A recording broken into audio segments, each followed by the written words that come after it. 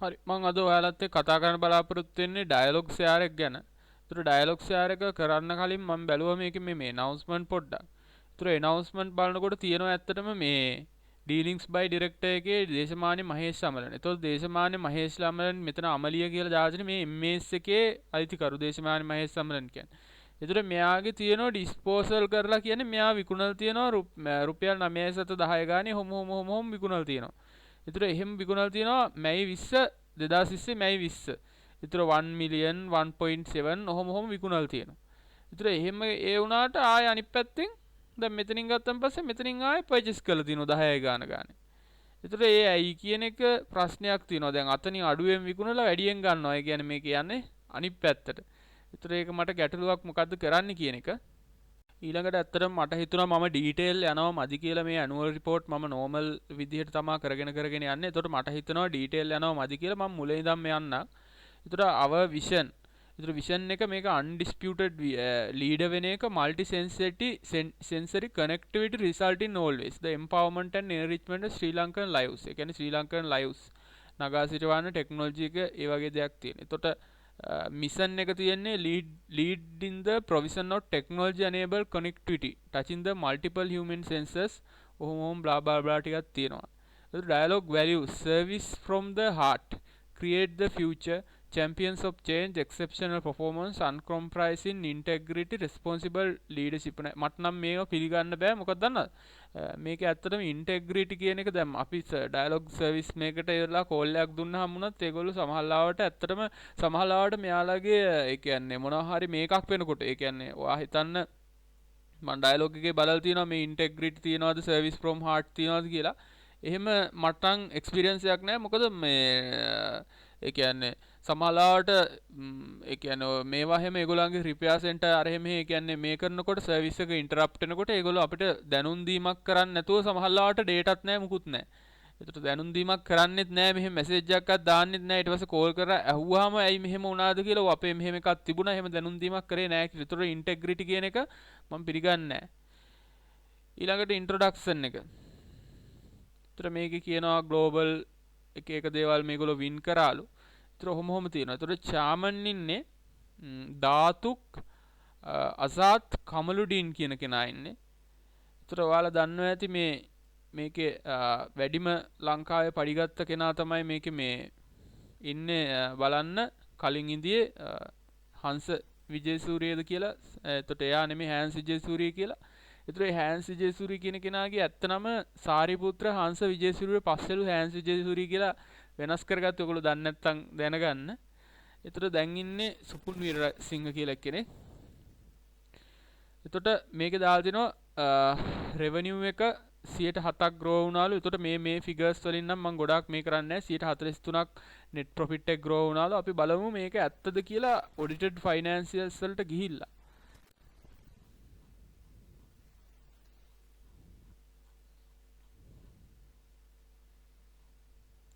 එතකොට මේගොල්ලෝ එක දේවල් කියලා තියෙනවා. මොකද්ද මේ I would like to convey our sincere gratitude to our chairman Dhatu Kasat Kamade for steadfast leadership, dedicated service and invaluable counsel extend to past 11 years ensure dialogue extra බයිලානේ දැන් මේකේ chief executive review of operation දැන් operation review එකක් කරන එකට එක එක්කෙනාට මේ ගොට්ට අල්ලලා හරියන්නේ නැහනේ. ඒතර මේකේ chairmanට හොඳයි කියලා තියෙන. ඒතර operation එක review කරනවා operation review එකේ highlight එකක් දාන්න ඕනේ. ඒතර අර ගොට්ට අල්ලනවා අරයාගේ මේක එයා සමහර annual report එක දැක්කම එයාගේ නම තියෙනවා දැකලා සතුටු වෙයි. එහෙම කියලා හිතලත් දන්නේ නැහැ මේක දැම්මේ. අපි ඉතින් ඕන දෙයක් බය නැතුව කතා කරනවා. මට තර්ජනක් තියෙනවා මේ channel එක පටන් ගත්තට පස්සේ තර්ජන දැනට තියෙනවා 5ක් විතර. මරණ තර්ජනක් තියෙනවා. 3ක් විතර. කියන්න දෙවා කියලා. fake account වලින්. හරි. එතකොට මේ ඉතින් ගොඩක් වෙලාවට Tamanට මේකේ අවාසියක් වෙච්ච කට්ටිය තමයි ගොඩක් වෙලාවට සමහර කට්ටිය unsubscribe කරලා යනවා බැනලා ඉවර වෙලා. දැන් මම සමහර එකපාරක් මම බැලුවා ඒ කියන්නේ මම යුනිවර්සිටිස් වලට මනම් ඒවා දැම්මම පස්සේ එක්කෙනෙක් unsubscribe කරලා ගිහින් තිබ්බා. ඒතර බලාගෙන ගියාම එයා ඒ පෞද්ගලික අධ්‍යාපන ආයතනයක ඒ කියන්නේ චීෆ් එක්සිකියුටිව් ඔෆිසර් ඒ වගේ පොසිෂන් එකක්. ඒතර ඒ වගේ තියෙනවා. ඉතින් ඒ කියන්නේ මම නම් වශයෙන් කියන්නේ නැහැ. ඉතින් මම කියන්නේ ආපහු ඒගොල්ලන්ටත් ජොයින් වෙන්න කියලා. ඉතින් ඒගොල්ලෝ එහෙම අයින් වෙලා යනවා. ඒ අයින් වෙන්නේ ඉතින් ඒගොල්ලන්ගේ පුජ්‍යලික මතවාද නිසා. එහෙම නැතුව මේක මේ channel එකේ අවුලක් නෙමෙයි. එයා දාලා මෙහෙම අනිත් කට්ටියටත් බලන්න එපා කියලා දාලා අයින් වෙලා යනවා. ඒ අයින් වෙන්නේ ඒගොල්ලන්ගේ පුජ්‍යලික මතවාද දිනව ගන්න. එහෙම නැතුව පොදු අරමුණකින් එහෙම හැමෝටම හොදක් කරන්න නෙමෙයි.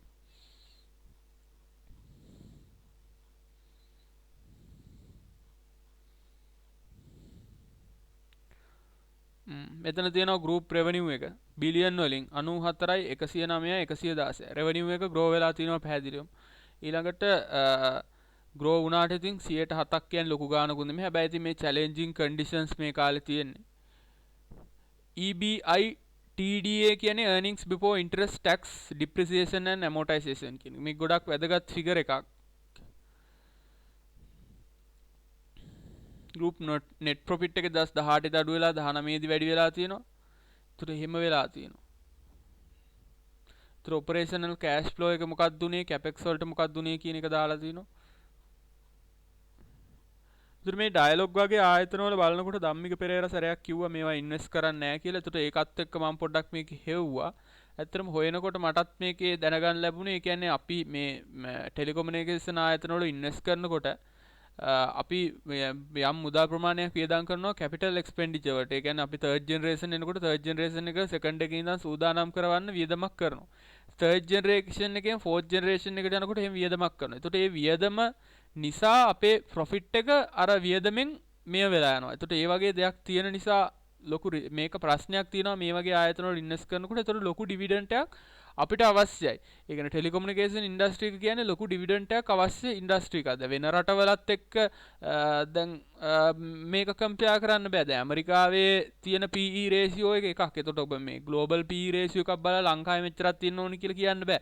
ඒත් වෙන රටක ඩිවිඩන්ඩ් එක 5යි දැන් තියෙන ලංකාවේ 10ක්වත් තියෙන්න ඕනේ. ලංකාවේ තියෙන ඉන්ෆ්ලේෂන් එකත් එක්ක බැලුවම පස්සේ.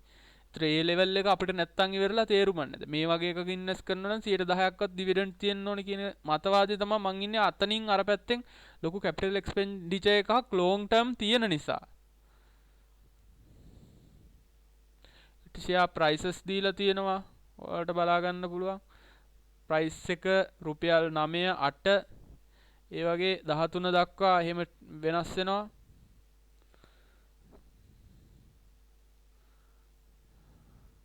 ටර්න්ಓවර්ස් දීලා තියෙනවා.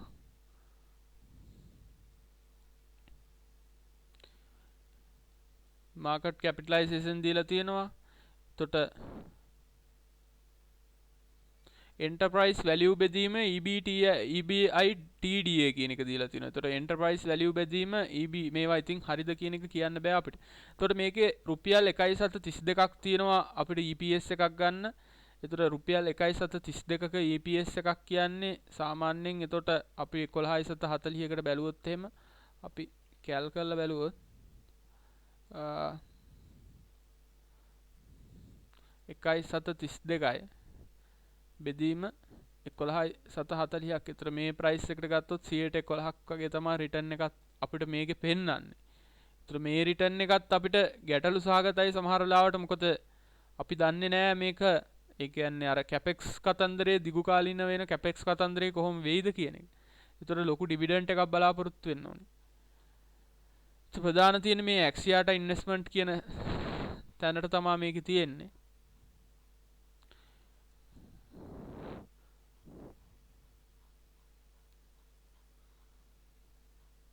ප්‍රයිස් වෝටර් කූපර්ස් එකෙන් තමයි ඔඩිට් එක කරන්නේ. සාමාන්‍යයෙන් මෙයාලා අනිත් ඔඩිට් ෆර්ම්ස් වලට වඩා ටිකක් ස්ටෑන්ඩඩ් එකක් තියෙනවා කියන එක තමයි කියන්නේ. ඒ කවුරුත් එකයි ඉතින් ඒ වුණාට ඔය යවන්නේ පොඩි ළමයින් වනේ ඔඩිට් කර මම කතා කරලා තියෙනවා ඒව ගැන ඔයාලට මීට කලින්. දැන් මෙතන ඔඩිට් එකක් අවසානයේ මතක තියාගන්න මේ chartered account ඔඩිට් ෆර්ම් එකේ පාර්ට්නර් එකේ මේ CA ශ්‍රී ලංකා membership number එක දානවා. එතකොට chartered institute එකේ member කෙනෙක්ට විතරයි ඔඩිට් එකක් sign කරන්න පුළුවන්. ස්පෙෂල් මේකක් දීලා තියෙන්නේ. ඒ කියන්නේ වෙන කාටවත් බෑ ෆයිනෑන්ෂියල් ඔඩිට් එකකට සයින් කරන්න. චාර්ටර්ඩ් ඇකවුන්ටන්ට් කෙනෙකුට පමණයි කරන්න පුළුවන්. ඒතර අපි බලමු කොහොමද මේකේ තියෙන්නේ කියලා ෆයිනෑන්ෂියල් පොසිෂන් රිපෝට් එකේ අපිට කොහොමද තියෙන්නේ කියන එක.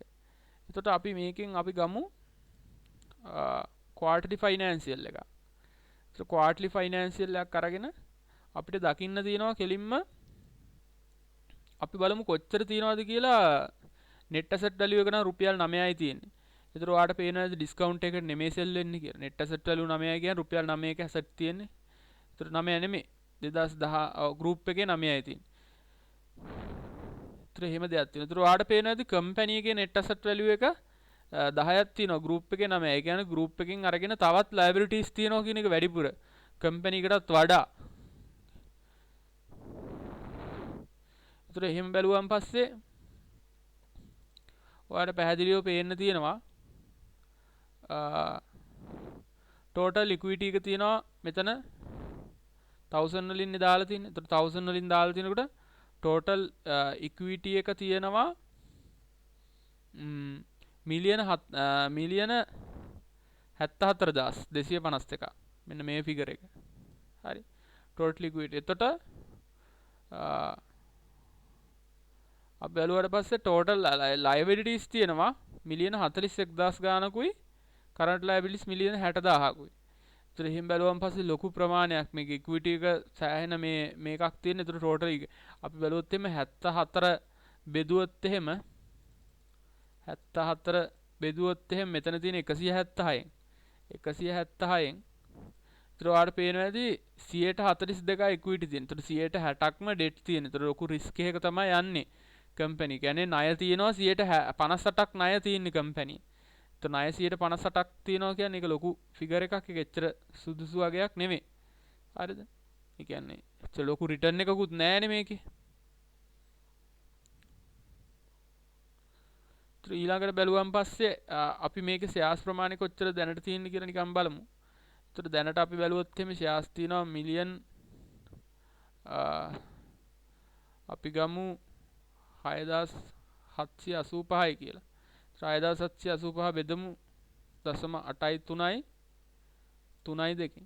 ඒතර මිලියන 8143ක් තියෙනවා ෂෙයාර්ස්. ඒතර ෂෙයාර්ස් මිලියන 8143ක් කියන්නේ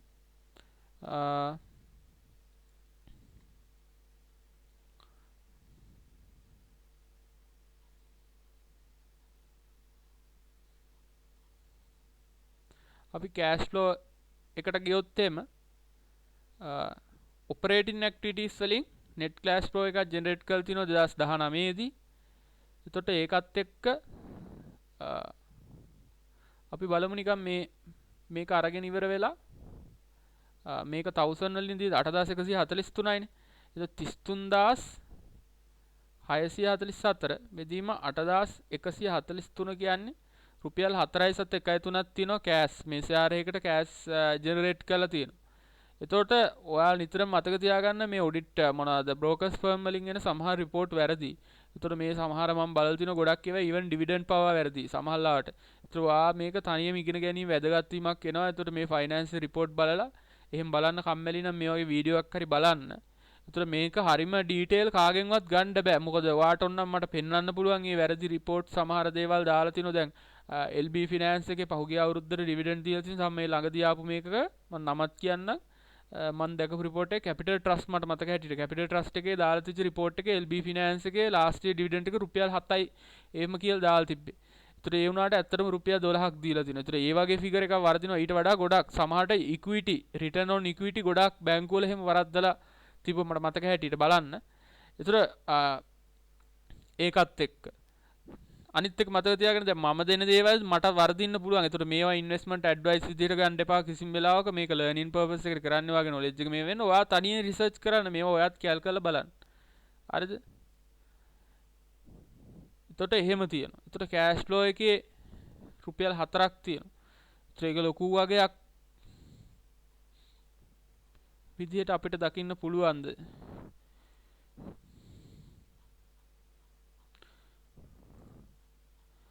ඊළඟට අපි බලමු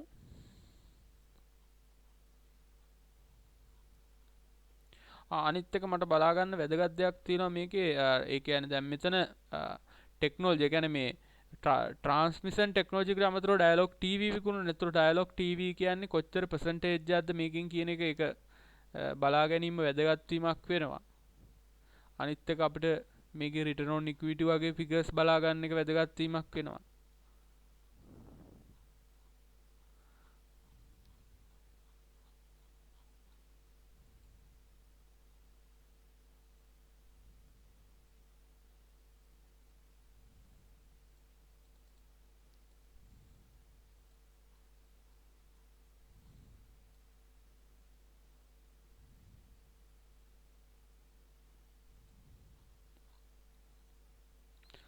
මේගොල්ලන් තව වැදගත් මේවා ටිකක් අපි මෙතන බලලෙමු. එතකොට මේකේ කොහොමද රෙවනියු එක ග්‍රෝ වුනේ කියන එක තියෙනවා. රෙවනියු එක වේගෙන් ග්‍රෝ වෙලා තියෙනවා. මෙතන තියෙන මිලියන 73000 ඉඳන් මිලියන 1,16,000 වෙනකන් ග්‍රෝ වෙලා තියෙනවා. එතකොට ඒක වැදගත් විදිහට ග්‍රෝ වීමක් අපිට දකින්න පුළුවන්. දෙගුණයක් නැහැ. නමුත් සාමාන්‍ය growth එකක් තියෙනවා.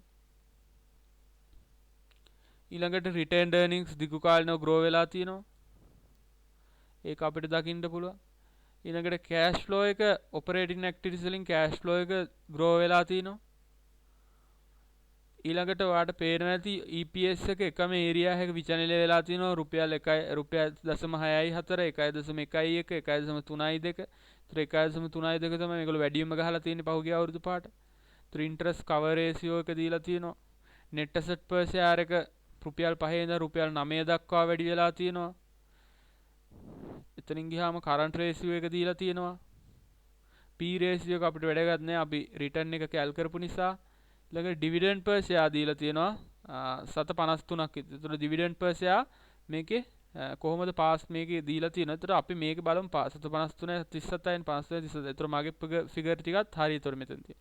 ඒතර 2009 ඉඳන් අපි dividend ටික බැලුවොත් එහෙම 7.20 7.25 7.33 7.13 7.32 7.39 7.46 7.37 7.53. ඒතර ඉන්වෙස්ටිං කරනවා මතක තියාගන්න ඉවසීම කියන එක තියෙන්න ඕනේ. දැන් මේවා කල්පනාවෙන් බලන්න ඉවසීම තියෙන ක්වික්ලි මේ ප්‍රොෆිට් ගන්න එහෙම හිතන්න එපා. ඒ කියන්නේ මේවා ඉගෙනගෙන කරන්න. 7.53 අපි බෙදුවොත් එහෙම දැන් තියෙන ප්‍රයිස් එකෙන් රුපියල් 11.40න් බෙදුවොත් එහෙම 4.6 ඩිවිඩන්ඩ් එක එන්නේ. ඒතර මම නම් මේකෙන් කොහෙත්ම සෑහීමටපත් වෙන්නේ නැහැ. ඒතර මේ වගේ මේක. ඒතර මට ඇත්තටම මම මේක මම බයි කරන්නේ. මම දන්නේ නැහැ ඔයාලා මොනවා කරයිද කියලා. ඒතර මම ඇත්තටම මම මේ කරන්න මට නම් ඇත්තටම 10%ක වත් ඩිවිඩන්ඩ් එකක් ඕනේ. මේ වගේ කම්පැනි එකක් බයි කරන්න. මොකද 10ක් නෙමෙයි අඩුතරමේ 8ක්වත් තියෙන්න ඕනේ. ඒතකොට අපි බැලුවොත් එහෙම 7.53 බෙදීම 0.8 කියලා 8ක් නෙමෙයි සමහරට ඊටත් වඩා ඕනේ. මොකද මේකේ ණය ප්‍රමාණය තරමක් දුරට වැඩි. එතනින් ගියාම මේකේ හැබැයි ග්‍රෝ වෙනවා. ග්‍රෝ වෙන නිසා තමයි මම කිව්වේ 8ක් වගේවත් ඕනේ කියලා. මේක ඇත්තටම පර්සනල් ජජ්මන්ට් තියෙන්නේ. ඒතර පර්සනල් ජජ්මන්ට් නිතරම තියෙන්නේ. ඒ කියන්නේ දැන් මම හිතනවා දැන් මම මේකේ අනිත් දකින්න කම්පැනි වලට මේකේ ණය ප්‍රමාණය වැඩි. ඒතර අපි මේකේ අපි ගන්න ප්‍රයිස් එක තව ටිකක් බස්සනවා. ඒ කියන්නේ අපි කැමති නෑ එතනින් එහාට යන්න. මොකද මේක සමහරට තියෙන කෙනෙක් ඇග්‍රී වෙන්න පුළුවන් මාත් එක්ක. නමුත් අපි බලන්න ඕන අපිට අඩුම රිස්ක් එකක් තියෙන කම්පැනියක් ගන්න. අපිට අඩුම රිස්ක් එකක් වැඩිම රිටර්න් එකක්. මොකද කම්පැනි තියෙනවා 290ක් 300ක් විතර. ඒතර ඒ ටිකෙන් අපි සිලෙක්ට් කරගන්න ඕන අපිට ඊට අමතරව අපිට ග්ලෝබල් මාකට් එකක් තියෙනවා යනවනම්. ඒතර අපි බලන්න ඕන අපිට අඩුම රිස්ක් එකක් තියෙන එක අපි කොහොමද තෝරගන්නේ කියලා. ඒතර මම බලන්නේ මට මොකද්ද කියලා. ඒතර මම දැක්කා මේකේ ලෝන්ස් තිබ්බ 58ක් විතර අපි දැක්කා. ඊළඟට ටෙක්නොලොජි චේන්ජ් එකකදී ඒකේ තියෙන කැපෙක්ස් මේක. ඒතර මේකේ net asset value එක වැඩි වුණාට සමහර විට මම ඔයාලට ඩීටේල් එක්ස්ප්ලেইন කරොත් එහෙම net asset value එක මේ වගේ කම්පැනි වල වැඩි වුණාට කියන්නේ දැන් ඔයා හිතන්න මෙහෙම කියලා.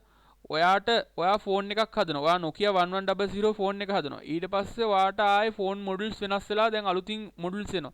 එතකොට අර 1100 හදන්න ගත්ත මැෂින් ටික හනිකරම අයින් කරලා අලුත් මැෂින් ගහන්න වෙනවා ස්මාර්ට් ෆෝන් හදන්න.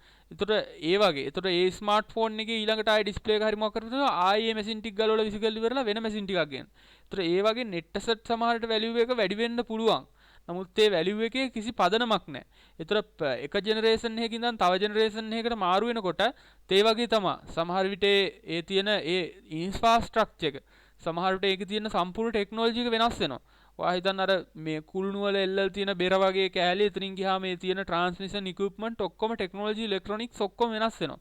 ඒවා ඇතුළේ තියෙන ඉලෙක්ට්‍රොනික්ස් මොකද 4G වලින් දැන් 5G වලට යනවා. ඒතර 4G වැඩක් නැති වෙනවා. ඒතර ඒක ඔබ්සලිට් වෙනවා. ඊළඟට දැන් 3G වැඩක් නැති වෙනවා. 2G වැඩක් නැති වෙනවා. එතකොට ඒ වැඩක් නැති වෙලා ඉස්සරහට අලුතින් එක එනකොට ඒකේ කැපෙක්ස් වල තේරුමක් නැහැ. එතකොට net asset value එක තේරුමක් නැහැ. එතකොට ඒ වගේ වෙලාවක අපිට කම්පැනියෙන් සල්ලි ටික අපි ගාවට ඇද ගන්න ඕනි කොහොම හරි. අපි net asset value grow වුණා අරක වුණා මේක වුණා කියලා බලන් ඉදියොත් net asset value grow වෙන එක පෙන්නයි. සමහරට valuation වලිනුත් පෙන්නයි. නමුත් අපිට ඇත්තට මේක එනවද? එතකොට මේකේ මේ වගේ එකක අනිත් එක බලන්න ඕනේ මේකේ මාකට් ෂෙයා එක grow වෙලාද කියලා. මාකට් ෂෙයා එක සර්මක ප්‍රමාණයක් grow වෙලා තිනවා. හැබැයි ඒ වගේ grow වෙච්ච තව කම්පැනි තියෙනවා. ඒතර ඒ කම්පැනිත් එක්කත් හිතලා එහෙමත් හිතලා ඒ වගේ thinking එකක් තියෙනවා. මේක එක ෆිගර් එකක් ගන්න බෑ. ඒතර එහෙමත් හිතලා මම හිතනවා at least මට මේ වගේ එකක් මේ කරනවා නම් මට 108ක් ඕනේ කියලා. ඊට පස්සේ මම කරන වැඩේ තමයි මට මේක ගන්නවා නම් මම ප්‍රයිස් එකක් මම හිතන්න මේකෙන් ඔයා හිතන්න එපා මම මේකෙන්ම ගන්නවා කියලා. නමුත් මම ප්‍රයිස් එකක් හිතන්න මම මේක බෙදලා බලනවා 0.8න්. ඒතර රුපියල් 6.76ක්. ඒතර මේ වගේ ප්‍රයිස් එකකට උඩින් මම කොහොමදක් මේක වගේ එකක් බයි කරන්න සූදානම් නෑ. මොකද මට ඒක රිස්ක් එකක් විදිහට තමයි මම දකින්නේ. මොකද කම්පැනි එක මොකක් හරි වෙලා මේගොල්ලන්ට ඒ කියන්නේ දැන් ඒ කියන්නේ මේකේ හම්බෙන රිටර්න් එක මේ රිටර්න් එක අපිට හම්බ වෙයිද? මේ EPS එකේ තියෙන මේක අපිට එනවද? ඒතර ඒ වගේ ප්‍රශ්නයක් තියෙනවා. දැන් මෙතන 6.6ක් ගත්තත් බලන්න 1.3.2 බෙදීම 6.6 කියලා ගත්තත් 100ට එතකොට 1.3.2 බෙදීම 6.6 කියලා ගත්තත් 120 වෙනි රිටර්න් එක. එතකොට 120ක් රිටර්න් දෙන කම්පැනි කොච්චර තියනවද? 7ක growth rate එකක් නේ තිබ්බේ අපිට. එතකොට මේ හැම දෙයක්ම කල්පනා කරන්න ඕනේ. එතකොට 7යි grow වෙලා තිබ්බේ revenue එක 7යි පහුගිය අවුරුද්ද grow වෙලා තිබ්බේ. ඉස්සරහට කොහොමද grow වෙන්නේ? සමහර විට අවුරුදු 5ක් අවුරුදු 7ක් විතර යනවා revenue එක double වෙන්න. එතකොට ඒකත් එක්ක මෙතන තියෙන රිටර්න් එකයි මේකත් එක්ක මේ ප්‍රයිස් එක මට ඕකේ නෑ. ඒ කියන්නේ මේ රුපියල් 11 කියන ප්‍රයිස් එකට කොහොමත් මම නම් ගන්නෙ නෑ. වෙන කෙනෙක් සමහරට මාත් එක්ක ඇග්‍රී නොවෙන්න පුළුවන්. සමහරට මීට වඩා මට වඩා දන්න කෙනෙක් මේ ගැන අභ්‍යන්තරයේ දන්න කෙනෙක්. නෑ නෑ ඔයා කියන එක වැරදි. ඩයලොග් එකේ දබන අවුරුදු 5 පහුගිය අවුරුදු 5 විදිහට නෙමෙයි grow වෙන්නේ. ඒතර එහෙම ඩීටේල් විස්තර කරන්න පුළුවන් කෙනෙක් ඉන්නවනේ. එතකොට ඕකේ. අපිට එහෙම හිතන්න පුළුවන්. නමුත් මේ වෙලාවේදී අමාරුයි මට කියන්න. මොකද මාගාව ඩීටේල් නෑ. මම දන්නේ නෑ. එතකොට මම දන්නේ නැත්තම් මම ඒකට එන්ටර් වෙන්නේ නෑ කියන මේක තමයි අපි ඉන්න ඕනේ. මොකද ඒක තමයි තියරි එක. Taman දන්නේ නැති දේවල් කරන්න යන්න නරකයි.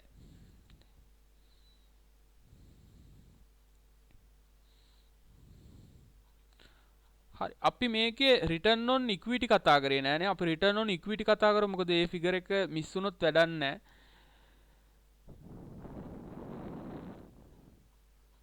මොකද මම ගොඩක් බිස්නස් එකක් බලන්නේ ඒ කියන්නේ ගොඩක් වෙලාවට බිස්නස් එකක් විදිහට. එහෙම නැතුව මේකේ ප්‍රයිස් එක පොඩ්ඩක් උඩහට යවලා දැන් මම කතා කරනකොට සමහරට මම කලින් කතා කරපු කම්පැනි වල සමහරට ප්‍රයිසස් වැඩි වෙලා තියෙනවා.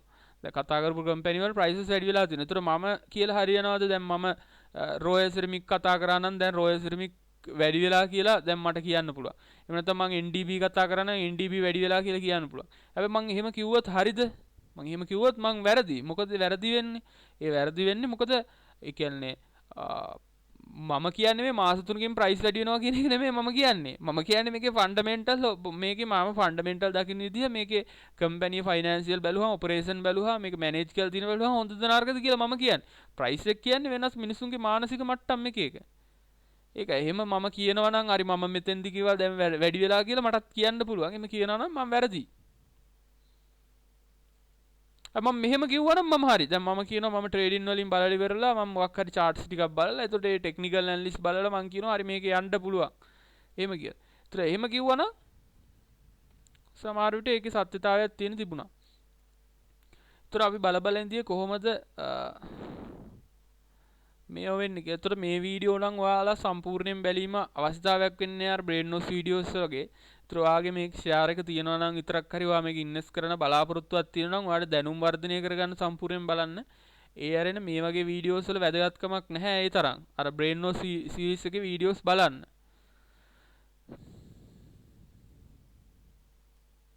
හරි ගෲප් එකේ තියෙනවා profit for the period මම නිකන් බලන්නම්. ඒතර profit for the period එක අපිට තියෙනවා මේක 1000 වලින් දීලා තියෙන්නේ. ඒත් එහෙම බැලුවොත් එහෙම මිලියන 3786ක්. ඒතර අපි මාස 6ටනේ දෙකෙන් වැඩි කරනවා. දැන් මෙතන තියෙන්නේ මාස 6ටනේ 6 month endedනේ. ඒතර අපි දෙකෙන් වැඩි කරනවා. ඒතර ඒක දෙකෙන් වැඩි කරාම 7572ක් එනවා මිලියන්ස් වලින්.